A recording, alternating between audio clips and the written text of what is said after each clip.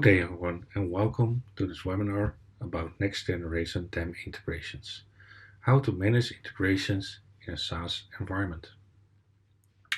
My name is Pijsel. I'm VP Product Management at WoodWing. I joined WoodWing in 2010 and currently I'm responsible for the product management team.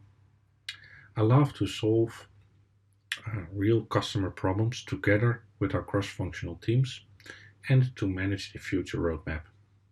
During my spare time, I love to run, do camping, and I love family activities. But enough about me. Let's have a look at integrations. So why would you need integrations in the first place? And the problem is quite simple. So the creation and management of content more than often feels like a content spaghetti instead of an organized process. And there are many factors that contribute to this spaghetti, but the most important ones are the content itself.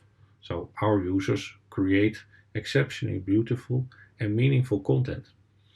So this is not only highly designed content, but for example also news, marketing material,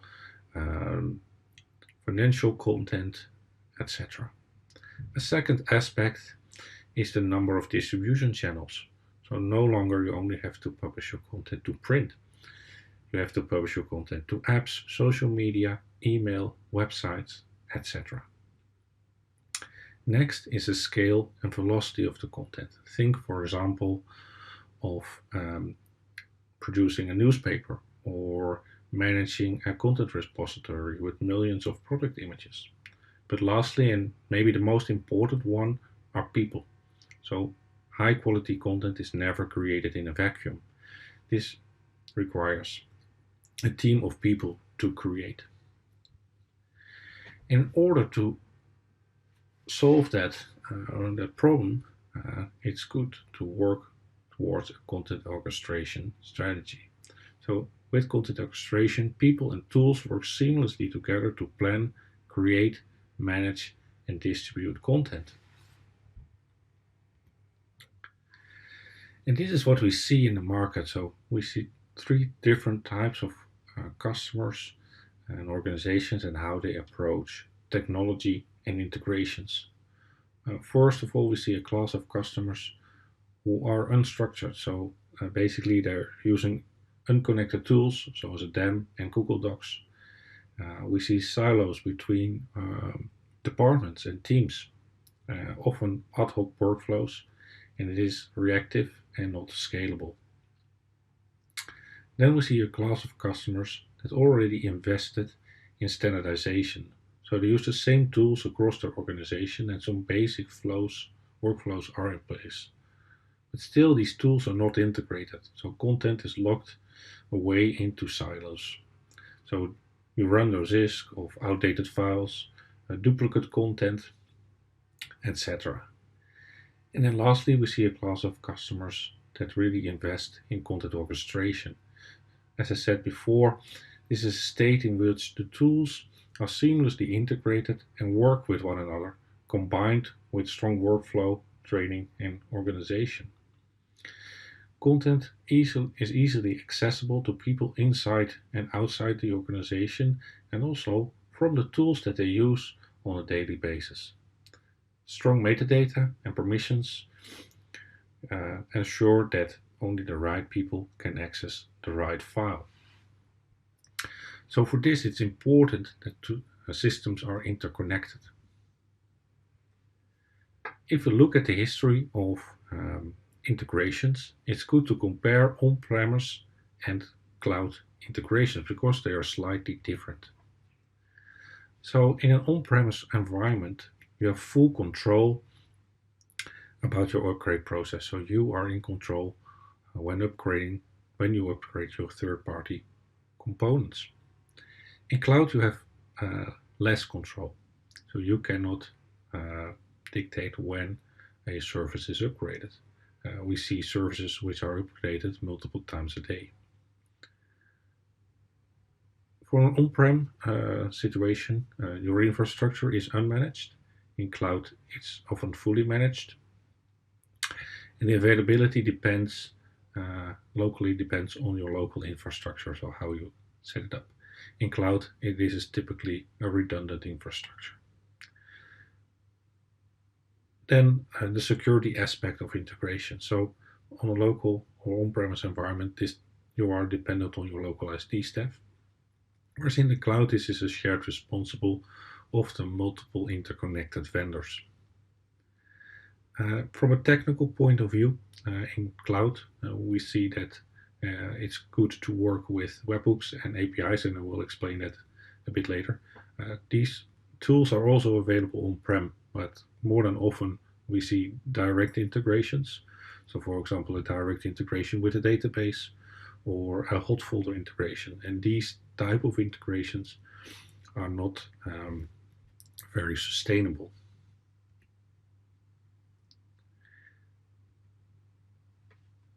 If we look at cloud native integrations, there are a few key requirements to look for. The first one is that you need to connect the tools via APIs. So these APIs form a set of rules and functions, and you can be certain that those are stable. And that if you upgrade one of the components, that the APIs stay the same. Also, your solution has to be scalable so that it can grow with the demands of the future. It has to be auditable so that you can see what has happened with an integration, and ideally you invest in version control. So this makes the management of integrations a lot easier. If you're doing on-premise integrations, then also version control is a recommended requirement.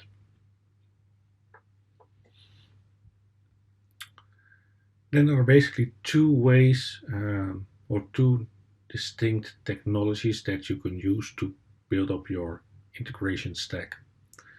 The first one is using serverless technology like AWS Lambda, Azure Functions, or Google Functions.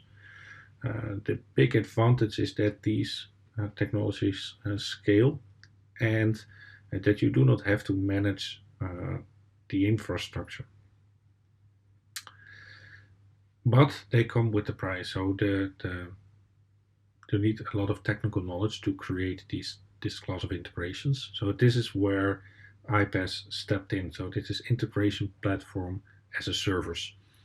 We see a lot of vendors. I just put a few on the slide. So Zapier, if this and that, and Workato are key iPaaS providers. And I will explain the differences between serverless and iPass in the next slide. So if we look at the various differences between serverless and iPass, we both see that both of these solutions are super scalable. They can scale to whatever need you require. However, from an operational load, you see that the deployment and maintainability of serverless is higher. For iPass, this is taken care of by the iPass platform. Also, the technology knowledge required is a lot lower. So if you invest in serverless, then typically you need a business analyst to define the integration, and you need a DevOps engineer to build your integration and to ensure that it is safe and, for example, that the auditability is taken care of. In an iPaaS platform, that's not needed. So basically, a business analyst can build their own integrations, and the platform takes care of all the technical difficulties.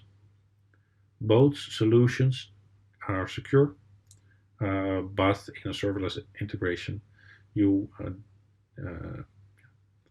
need to invest in DevOps engineers that are trained in security. And then lastly, the lead time for new integrations and new platforms. For serverless, they are higher, and in iPaaS they are low. And the reason for this is that typically iPaaS platforms come with a huge set of so-called connectors, which are built on top of the APIs of the various systems. And these connectors make it very easy to build your integration. And basically, what you only have to do is create the glue or so-called recipe between two connectors. So the lead time is a lot less for iPaaS integrations. In this example, we would like to synchronize product data between a DAM and a PIM system, so a product information management system, but it could also be a Google Sheet or an Excel sheet, for example. So, and we connect the two systems using a product ID. So let's say that we update or upload a new image into the DAM. We fill in the product ID in the required metadata, and that triggers a webhook which is sent to the iPass system or the serverless integration. So a webhook is just an event that something has happened. So in this case, it's a new file. It could also be that a metadata field has changed. And based on this trigger, a recipe is started. And as you see, the recipe connects the connector for the DAM with the connector for the Google Sheet or PIM system. So in this case, the recipe detects, okay, we see a new image with the product data. So the PIM system will request, or the recipe will request the PIM system for the needed information via the API, and then using the API of the DAM, update the metadata of the image. The other way around also works. So let's say that you update information in your PIM or in your Google Sheet. That also triggers a webhook. So a record has been changed. That's received via the connector. Recipe is started and is detected. Okay, this product has been updated. So what you then do is that using the API, you search the DAM for all images with that specific product ID.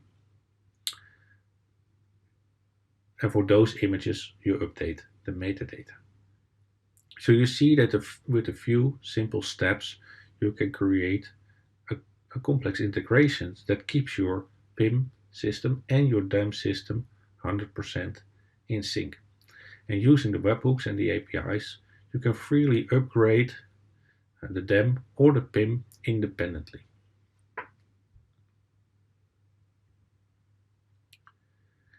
Then some recommendations. So what to look for in a cloud DAM. So it's important that the DAM has an open API. So REST API, webhooks, those kind of technologies. It could be that your DAM does not support these technologies. In that case, invest in an intermediate layer that offers these APIs. Second thing to look for is if there is a thriving integrations ecosystem. So if there is a development community, a partner community that can help you building those integrations, and this is also proof that the system is capable of supporting many integrations.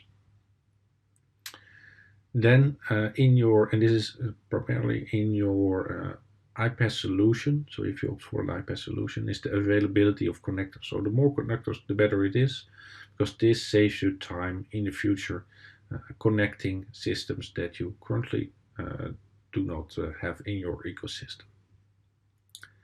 And lastly, and this depends if you are in a hybrid situation. So let's say that you have a on-premise DAM that you want to connect to a cloud service. So then it's important that your iPass solution has tooling to access the on-prem system behind the firewall. So there are tools available in the market that can help you with these cases. So if you run in this situation, then have a look for those tools. So a small summary. So what did we show you in this webinar? So interconnectivity is basically the norm for any DAM. So a DAM has to be embedded within your ecosystem. So the days that a DAM was just a dusty archive where your content sits and dies a slow death, those are long gone. So your DAM is a real content hub where all your incoming and outgoing content streams flow through the DAM, and the DAM is really interconnected with all the tools in your ecosystem. Secondly, new tools and services pop up every month. So it's important to invest in tools that support a quick turnaround time for developing integrations. Then open APIs. So using the open APIs, you can quickly connect systems. So that's basically the norm for any modern system that you invest in. Have a look if they have open APIs. This will be very beneficial in the future. And lastly, iPass technology plays an important role in the quick turnaround time for developing integrations. And with that, I would like to thank you. If you have any questions or comments, please reach out to us. You can find me on LinkedIn, or you can drop me an email. Thank you very much for your attention.